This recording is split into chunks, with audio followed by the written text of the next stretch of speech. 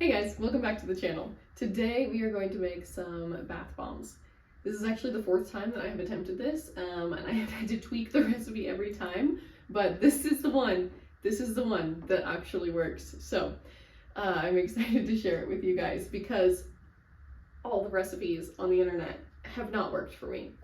My kids absolutely love bath bombs. They ask for them every night and they have become a staple stocking stuffer in our house. My kids absolutely love bath bombs. They ask for them every night and they have become a staple stocking stuffer in our house. And bonus, they are super easy to make once you figure out how to do it, right? Don't add water to them. I just don't do it. A lot of the recipes say to do it. Don't, because water makes them fizz. That's what makes them bomb. So we're not gonna do that. We are going to use epsom salts, citric acid, cornstarch, baking soda, essential oils, and some coconut oil. The equipment you need is also quite minimal. I've got a big bowl and a spoon.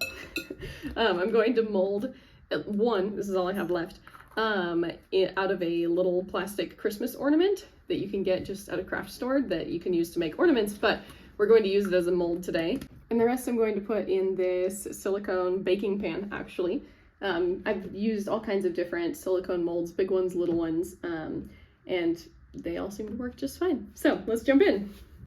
Start with half a cup of baking soda, quarter cup each of citric acid, cornstarch, and Epsom salts. We'll just give all this a quick stir. And now we're gonna add our oils. I'm gonna add my essential oil to the coconut oil before I mix it in, just to make sure it's all evenly distributed. 6 drops of this essential oil blend.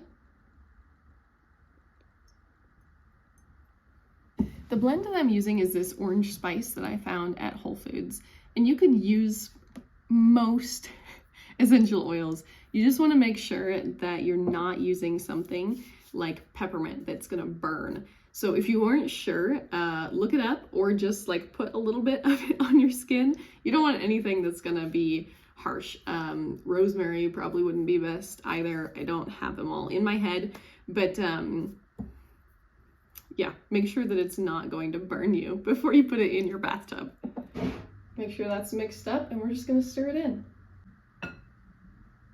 So really guys, this is so quick and easy. I mean, it's coming together in less than 5 minutes. We're almost done already. It's gonna look fairly sandy here as it gets mixed up.